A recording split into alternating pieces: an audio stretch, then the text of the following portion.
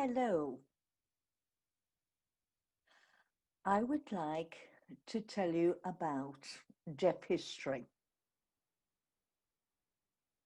But when people think about local history, to be honest, very few people think about deaf history. With this festival, Athy Sing and Sang Festival, why not talk about a deaf man that we know from Athy? But it's through his life that shows an example of what deaf life was in general. So just to give you an idea, but it's also about enjoying local deaf history. But first of all, I'd like to talk about terminology and how words are used. It can be a very sensitive topic. Here in 2020, there are 3 terms that are acceptable. All other terms, there can be an adverse reaction towards them. So what are the 3 terms that we can use? One is deaf, not hearing impaired. Get rid of it. So we have deaf, hard of hearing, and deafened. Those are the 3 terms. That is it. So what are the differences between them, between being deaf and hard of hearing? So it's a question of identity.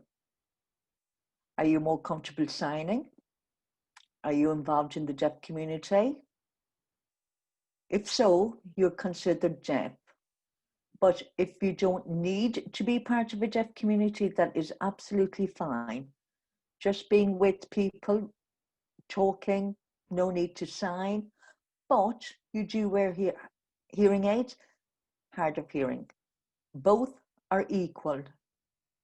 No one is better than the other. For those who became deafened for many reasons, that's the 3rd term, deafened. The first 2 is either from birth or from a very young age. So that's it. So here we are talking about history. And back then we talk about deaf and dumb, deaf mute, and dummy. Those 3 terms you can often see in the newspaper in the past. And that is a reflection of how language was used back then. And as we know, language changes over the years. When you get 2 people come together, you watch people, how they communicate, and you can tell from what year they're from. So if you had somebody from 1850 and another person from 2020, there is a huge difference in how language is used. People from the deaf community do not like to see the words deaf and dumb, deaf mute, or dummy. But this is a history session, and we're just going to show you how those 3 words were used. But just remember, that was the language back then. It is not our language of today.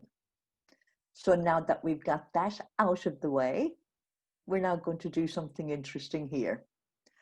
And like I said, I am going to be talking about local history. In this case, a deaf man. His name was Martin RIGNEY.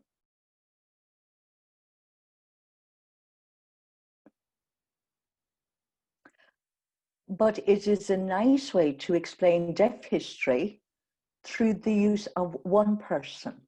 And this particular person can be an example of the wider deaf history, where people went to school, the background to the school, and so on. I am sure you are interested to know the name of this man from Athy. I did some research and I found his birth certificate, and his name was Martin Rigney, Rigney. And he was born on the 9th of March, 1876. His mother, before she got married, was Maher.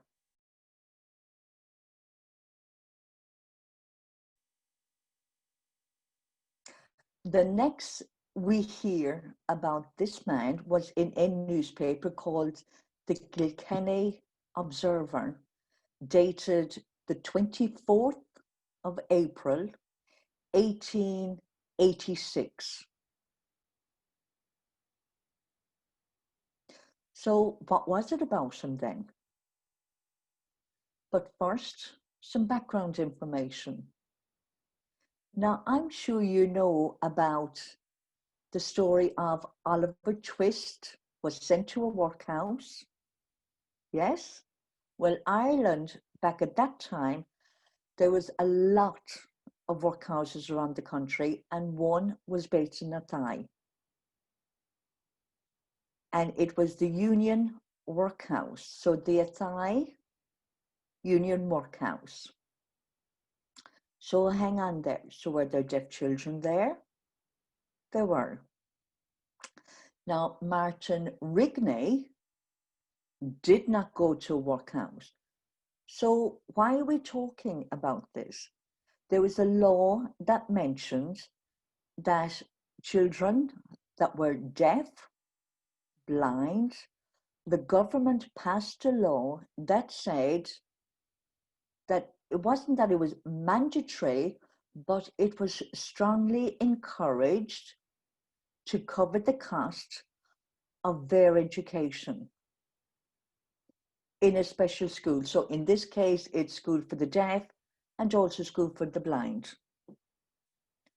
So that members of society would contribute towards their education rather than relying on society. So Martin, he was mentioned in the newspaper. Now the quote in the newspaper was, "This deaf and dumb institution." So there we know Martin is deaf.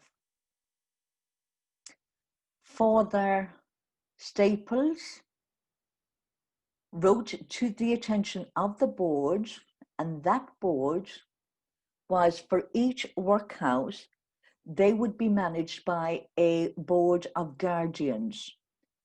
And they would make the decision about who would be paid. You know, they would make different decisions. So the priest summoned this deaf and dumb boy named Rigney, aged 10, should be sent to Cabra Institution. Now, the Cabra Institution is a Catholic deaf children's school. And at that time, in 1886, there were a few other deaf schools around the country. But to be a Catholic deaf child, many were sent to St. Joseph's in Cabra, which was for deaf boys, and St. Mary's for girls. Now, Martin Rigney, now see the sign that I use, M-R? Now, we don't know what his own name sign was, but a lot of deaf men at that time would have had sign names. Now, you wouldn't expect to fingerspell M-A-R-T-I-N or I-G-N-E-Y every single time. You'd have a sore hand. So what you would do is give them a name sign. And normally it would be something to represent the boy or initials. So in this case, M, or, and you push it together. So for the rest of this talk, I will be doing M-R to talk about Martin Rigney. So every time you see M-R, we're talking about Martin Rigney. So one gentleman on the board of guardians, Mr. Kavanagh, he said he felt obliged to Father Stables for bringing Martin to their attention. It was agreed that he would be sent to St. Joseph's in Cabra. St. Joseph's in Cabra and the workhouse had rules. In order to pay, now it doesn't matter if the family were rich or poor, but if they were deaf, their costs were covered once it was agreed and decided.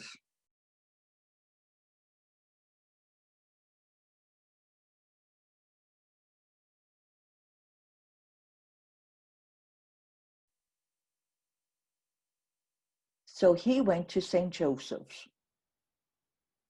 Now, he learned different trades, but he decided on one. Now, the school, like I said, they would do cobbling, tailoring, leatherwork, and so on. But Martin himself, and we find out from his death certificate that he was a cobbler by trade. Now, people would think, you know, a birth certificate, death certificate is, but the information that you can get from people, from those certificates. So he, like I said, was from Athy. He went to Dublin to be educated. Once he was finished school, he went back to Athy. He worked. And then he was a very interesting person. He wasn't shy. He was a real character. And in looking in the newspapers are great. Now, if you look at the Leinster Express, dated the 25th of August, 1900, page 6.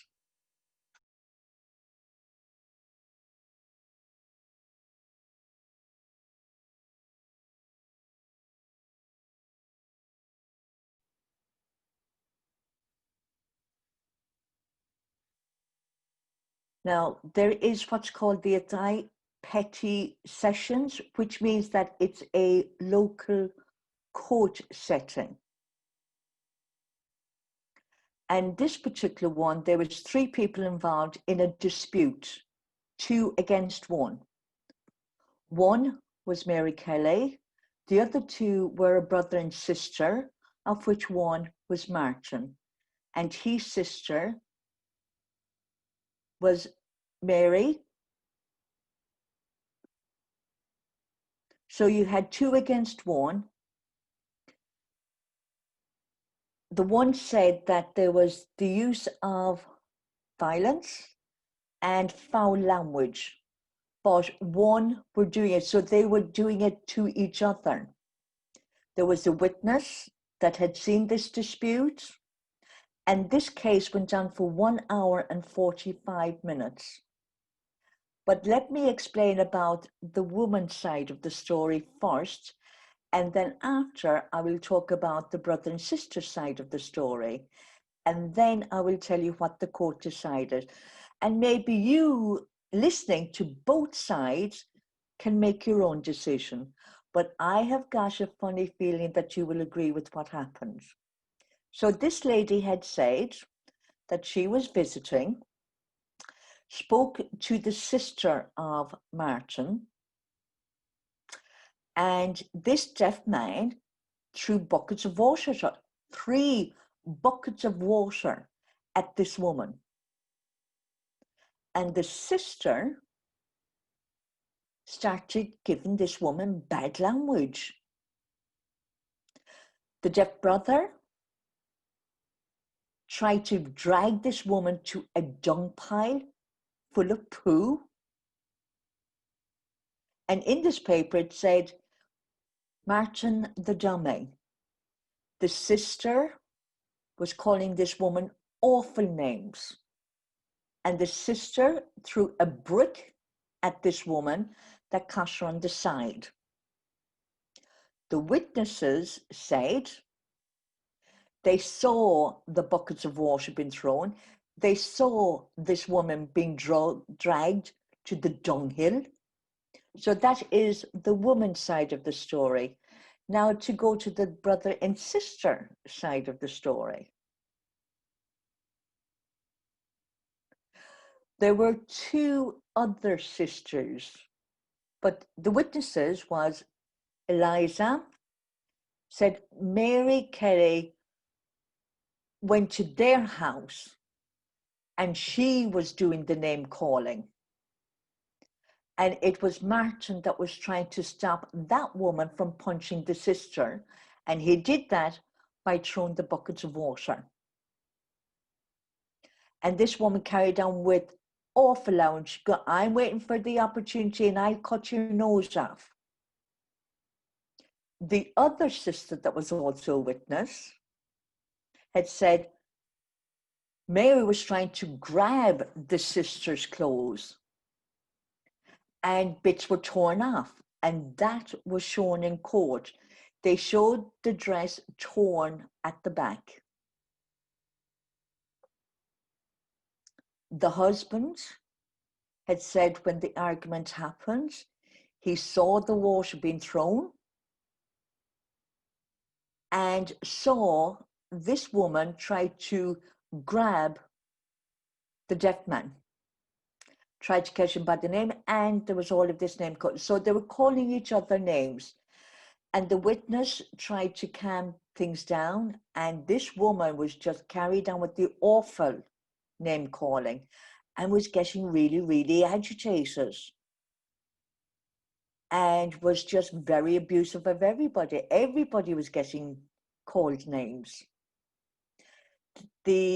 Just described the argument, everything. So one was saying about the other and the others going back to the woman. So looking at when the water was thrown, that was started because of the violent language. But another witness had said, no, no, no. The water was thrown by Martin. That's what started the argument. In the petty sessions, all of this was said. At the end, it was decided that Mary would be bound to the peace and the deaf man would be fined 2 shillings for assault. But going back to this woman, a payment had to be paid of 50 shillings each and bound to £5. And if that wasn't paid, 1 month in jail. Now, isn't that an interesting story? That took place in 1900. The next we hear about Martin RIGNEY is in 1904. So just bear with me.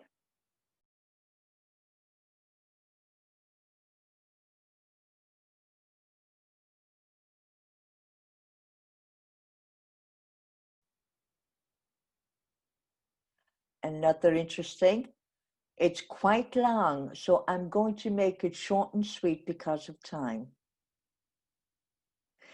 This time he's in a pub on Christmas Eve, drinking away.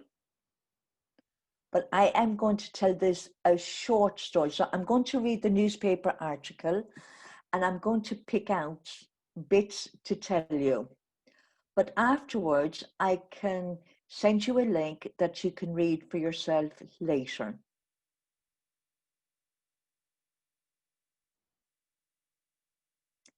So he's in the pub. Don't know if it's still there. And maybe local people from Athy would know. But he refused to leave this pub in the square in Athy. Martin was charged with refusal to leave and he assaulted the guard who was trying to do his job. So those were the two charges. Now, Martin was really drunk. This is Martin, really drunk. And then the police, the guards, did not know he was deaf and was talking to him, get out, it's time. And that was at 9:30 Christmas Eve evening. So while he was drunk, somebody was talking to him. He didn't hear it. And the guard thought he was being ignored. So then he caught him and tried to drag him out. Martin automatically turned around and punched him in the face and became very violent and was very difficult to get him out. So it was decided that he would be sent to the barracks, but he was hitting out. And at the time, from a deaf man's perspective, it was like nothing was explained to him. What's happening? As far as he was concerned, he was just having a drink. Yes, drunk. But what was going on? That's his point of view. So would it be violent anyway? We don't know. But in Athy petty sessions on Saturday, so this is back in 1904, January. So in court, they had said, if a person doesn't know what's going on, how would they know? How can you judge that? And here it said, if he were there and he murdered somebody, but he's not, but the charge sheet, in reading it, there was mention that Martin RIGNEY, it was believed that he was very intelligent. And he was given the charge sheet to read. He himself read it, and then he wrote a response, which he handed over. And it was said that it was well written, a very good defense. And what it said was that he had gone to the pub with his friends. He does not remember anything about being told to leave, or did not mean to hit the guard, did not know it. So this is what he put in writing. Now, you know that when you get to drink too much, you black out. We don't know if that happens. So in writing to the judge read it. And what he said was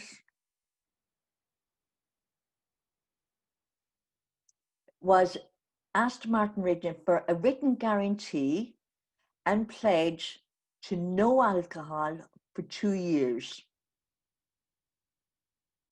And the judge also said to think about all of the situations and the case of this deaf man,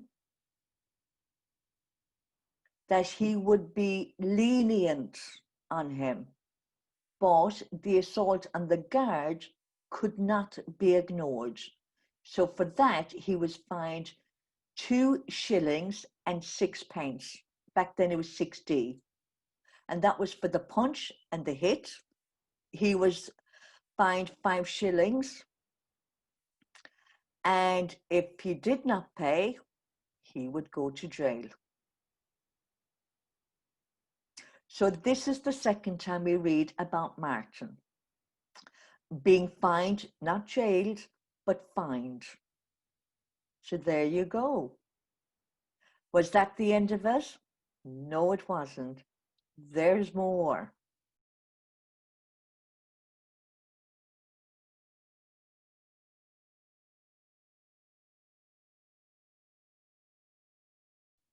So hang on.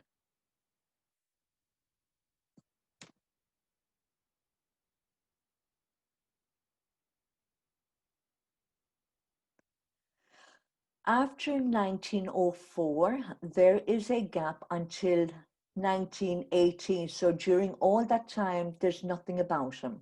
So he worked in his trade. He married. And then the next thing we hear about him is animal cruelty. Now, I don't know anything about horses, but for those of you that do, you may understand what is being talked about. But let me just talk about what they had said at the Athy Petty Sessions dated the 6th of April, 1918. And the Leicester Express was page 2 in which it appeared. And it talked about the horse's mange in a horse.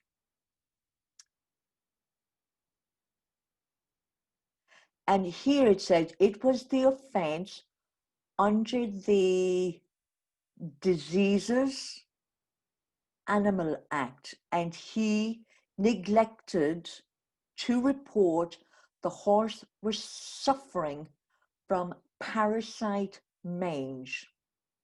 And there was a certificate from the vet that had checked the horse that was given in evidence. And it spoke about this deaf man and that he was cruel to the horse because he wasn't looking after the horse and he ended up with mange. But what was said is that he had ate bad hay.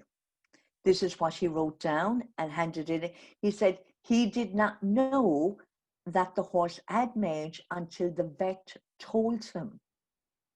And if he had known, he said, I still wouldn't have known that I needed to report it. Again, he was fined. And this time, 10 shillings and 5 shillings for cruelty. And then, through the passage of time, we get to 1949.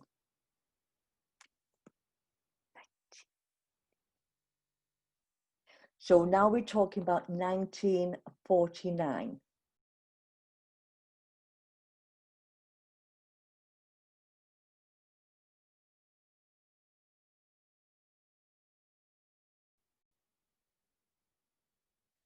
I am going to sign the information that was presented in the death certificate.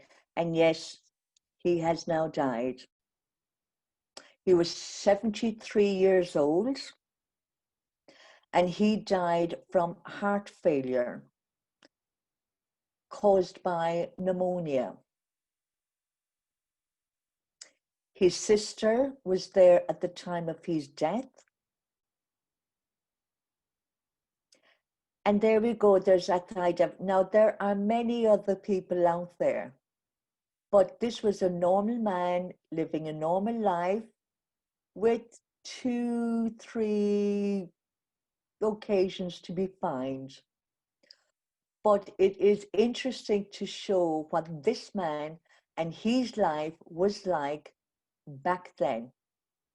Could be Athy, could be Kilkenny, could be Tipperary, could be Tralee, could be Dublin, anywhere. And what was happening here was how they communicated through writing. Now, he died in 1949, but a few years before that, the school in Cabra started to educate deaf children to lip read and lip speak, which is not the same as what hearing people are, or how hearing people are educated. So this man lived an independent life. And I think that's it for now. I hope you enjoyed this very brief story about Martin Rigney. And from his life, we know that he was deaf educated. There was terminology used. There was Athy life, all together in the one session.